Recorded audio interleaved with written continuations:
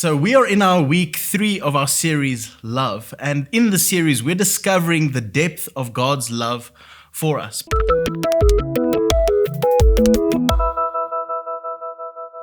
But I want to first maybe ask you this question. What is the essence, the heart, the center of Christianity? What is the point of Christianity? Well, Jesus comes and he gives us a new commandment. When we read about it in John 13, and he sets it up, he says, I'm giving you this new commandment, that you will love one another just as I have loved you. And by this, it goes on to say that everyone will know that you are my disciples. So this is kind of like the stamp, the trademark, the picture of Christianity, the way that people will know that we are his disciples is in our ability to love the world around us. And it's amazing how Jesus invites us to this space, into the space where we can actually start loving the world around us. But what does that actually look like? What does that love look like? What is this love? Well, during our series, we have this picture of a straw man where we actually are having the story about what it looks like for some people following Christianity, actually living a straw man life, a straw man mentality, dressing up good, but inside there's actually no life. And the old way that we used to define love is maybe in this way, that we sometimes try and define love for ourselves. We look at something good and we say we love it. But actually, God has a better way of defining love. He has a way that he says, I'm the one that defines love. So let's ask this question. What is love? You've probably heard the song, What is Love? Baby, don't hurt me no more. I mean, we love songs. You're the one that I love. There's a lot of songs. I'm not much of a singer, but there's amazing songs out there that are great love songs. Just put on any Ed Sheeran song and you will fall in love. And the beautiful thing is that this is a moment where we start falling in love. But what is love? I mean, some days I love my pizza. I love pizza. But I also love my wife. Now, is my wife and pizza the same thing? No. I mean, I love God, but I also love, the Stormers rugby team, because they're obviously the best rugby team. I mean, there's so many different things that I love, but is it the same thing? What is the difference between these different types of love? Well, God actually gives us a theological understanding, a way that he explains love. And it's very simply put in a piece of scripture in 1 John, where it says, Beloved, let us love one another, for love is from God. So first of all, it's good to understand that love is something that comes from God. And whoever loses or whoever loves has been born from God and knows God. So there's a way that we know that we are from God is in our ability to love. And then it goes on to say these very simple words. It goes, anyone who does not love does not know God, because God is love. This is the difference between this kind of love that we try and explain who God is. But here God says, no, I'm the one that defines love because I am love. And this is a beautiful picture. Imagine for a moment I have a glass of water. And in this glass of water, if I told you I can give you water, then you can finish it, or I can lose the glass of water, I can empty it out, and then I can't have water anymore. And it's funny enough that God says he doesn't have love. He says he is love. Why? Because if he is love, that means that he cannot lose love, because it's the essence of who he is. And if we start looking at this question, we want to start answering, what is the essence of Christianity? Well, it's simply put this thing. It's his love. Love is the essence of Christianity. It's not a small thing. It's not a vaguely put question. It's not a watered down kind of love. It is a full on in our hearts love. It's a love that he gives us, that he shows us. And this love isn't something that we try and conjure up or try and think about. It is actually something that is who he is.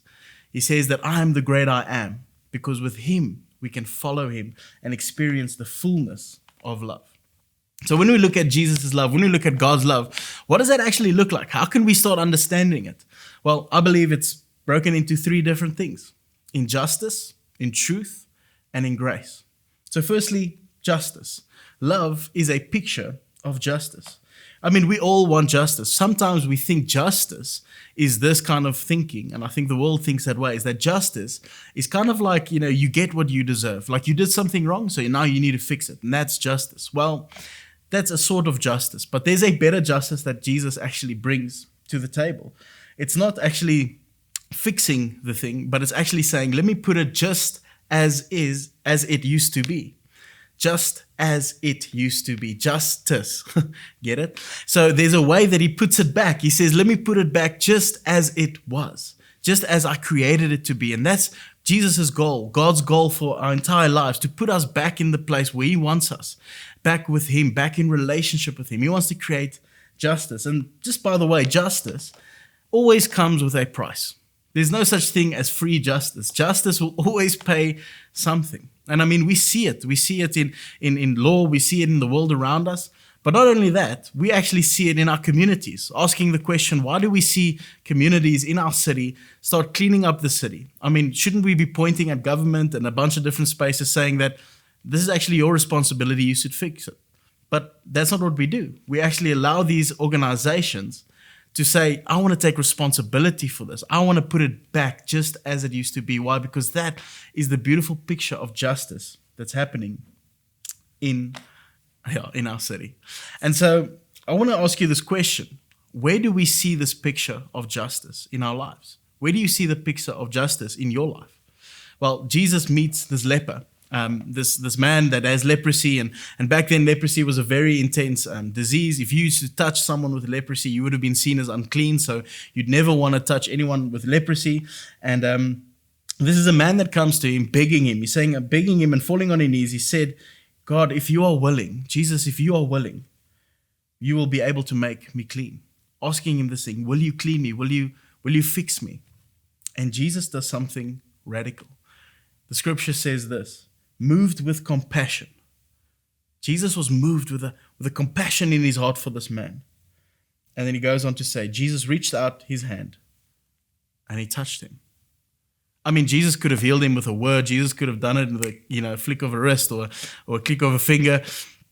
He would have done that. But in this moment, what does he do? He chooses to lay his hands on him. Why? Because he knows this person with leprosy probably hasn't experienced someone's touch or the touch of another human person in a long time, hasn't experienced any affection from someone else. But he chooses to love this person with this kind of love. Why? Because it is the thing that will most probably change his life. Not just the healing, but the fact that someone showed compassion and love to him. He creates a space of justice where he puts everything right. He heals him, puts him back in a place of fullness. This is love. And this is how we're going to see the compassionate of love in action when we start addressing the injustice in our world.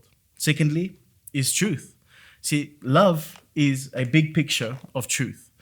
And I mean, truth is the thing that people would probably call tough love. You know, when you look at someone, you give them a little bit of tough love. When you say to someone, I don't know if you should be wearing that, or maybe this relationship is not the good thing for you.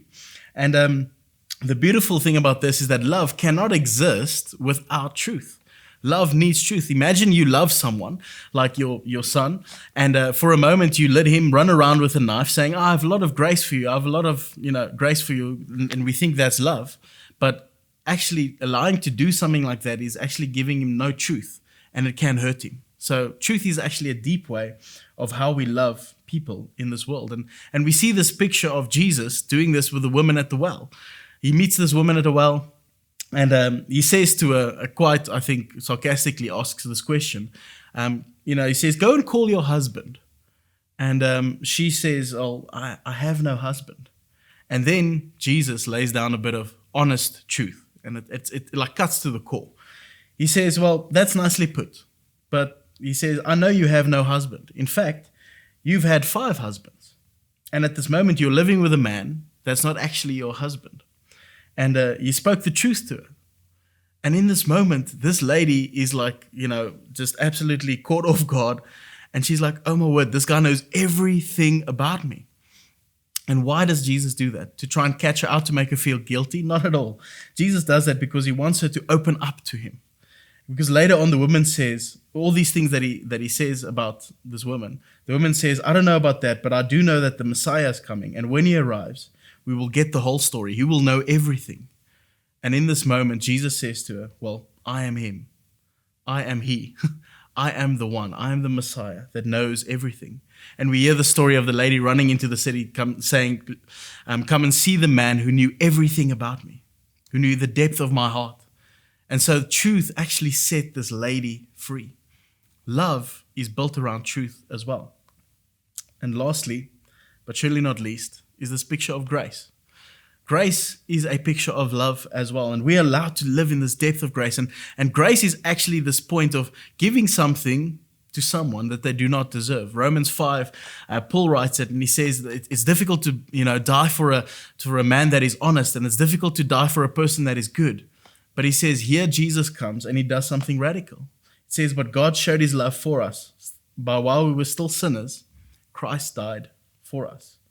See, grace is not this thing. It's not withholding punishment. Grace is actually giving blessing regardless. So the best way to kind of explain the story is this story of grace. Imagine for a moment you are in your house and someone breaks in. And you start hearing something in the kitchen. And so you go to the kitchen and you've got a gun with you because, it might be a dodgy area you live in. I don't know. But you go into the kitchen and there you see a young man busy going through your fridge, hungry. He broke in, doesn't have anything to eat. And in a moment, your heart is actually like, okay, it's fine. Let me help this guy. Let me get him some food. And this next moment, you hear your wife scream from your son's room.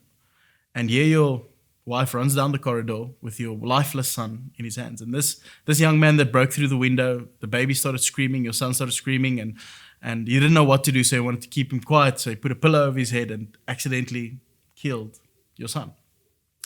Now you're standing in the kitchen with this man in front of you, this young boy, and you have options. You have a lot of options of how to deal with this. The first option you've got is revenge. And it's the option that we would always think is like the logical one. You kill my son, very simply put, I kill you. And that's the one that we probably will take if we think about it.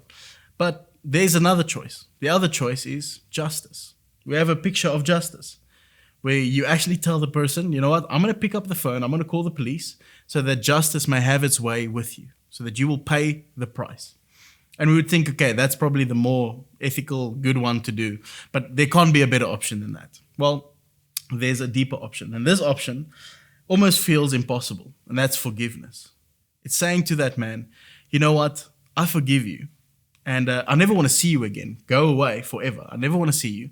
But I forgive you. Leave. And that's almost the impossible option. I don't think we can ever do that. And sometimes we think that is what grace is. But grace is not that. Grace is bigger than that. Grace is this fourth option, which says this. Well, I see that you've never had a dad. And at this moment, you don't have a dad. And believe it or not, I don't have a son anymore. Do you want to come and be my son? Do you want to move into his room? Do you want to wear his clothes? Do you want to be my son? Do you want my surname? I will give you the things that you do not deserve. I will give you the things that my son deserved. And this is the picture of grace that Jesus has for us. The picture of love that Jesus has for us is this picture of grace. And so these three things work together. They work together in truth and justice and in grace. So what does it look like when it works all together? Well, we're going to end off with this quick story. And it's a moment where Jesus meets this lady. And the way that he meets her is a very unfortunate way, because it's a bunch of Pharisees that brings this lady into a circle and says, listen, here's what happened. This lady was caught in adultery, and making her stand in the center of this group. First of all, classic religion bringing us to a place where we feel ashamed and hurt and made very public of our pain. And in this moment, Jesus is standing there and they try and catch him out with their question, saying, Teacher, this woman was caught in the act of adultery. In the law of Moses, it's commanded that we should stone such a woman. What do you say we should do? And here they use the law, the rule book, to try and change Jesus' thinking. And Jesus doesn't do anything. He actually starts going down on his knees and starts writing in the sand. Now, I don't know what he was writing on the sand. Was it an essay? Was it the sins of the people around him? Was he drawing a picture? We don't know. But in this next moment, as he's continuing to write in the sand, they keep asking this question. And then Jesus stands up and he says these words. He says, the one without sin among you should be the first to throw the stone at her. And I would think this is a very sarcastic, moment where Jesus is actually saying to the Pharisees, you know what, you probably also have sin. But that's not actually what he's saying. What he's saying is this, asking this question actually, who's the one without sin among you? Well, it's me. I'm the only one without sin. So the moment when I start throwing the first stone, you are more than welcome to start throwing stones as well. And so he goes down and he starts writing, and the people start leaving. It says the old men leave first. We don't know. It's because they had more time to sin. I don't know. But as they start leaving, there's no one left. And in the circle, it's just this person of Jesus and this lady. And he stands up and he looks at this lady and he says these words. He says, now, where's everyone? Where are these people that have condemned you? And she says, well, I don't know where they are. You see, in this moment, Jesus is playing out justice, saying that justice needs to be served. He has the right to serve justice to this lady, to stone her. It's in the law. He has the right to do this. But he doesn't do it. He chooses to do something else. And he says in this next line, he says, neither do I condemn you. He says, I don't condemn you. And then he says to her, well, then go from now on and don't sin anymore. He gives her justice, but with justice, he pays with grace. And in the next sentence, he doesn't leave her there. He gives her truth. He says, girl, you need to go change your life. Go and sin no more. Live in the light. Live in the goodness that I have given you today so that you could be set free. And so how do we go on with this? Well, ask yourself this question. Are you living this life of love? Are you living in this way that God defines love? Are you showing justice? Are you showing truth? Are you showing grace to the world around you? Maybe think of the person that you've been, thinking about and praying about and showing love towards. What is the next step in that relationship? Do you need to start showing truth with your justice? Do you need to start showing more grace in that relationship? And so go ask yourself the question, in these three things, how can I start showing a more holistic picture, the picture that God has for us of love to the world around us? I hope this really helped you to discover more of God's love. And I'm going to pray that you really go out and show this love to the world around you. May you go love people the way that Jesus loves you. I hope you have a fantastic week. Cheers.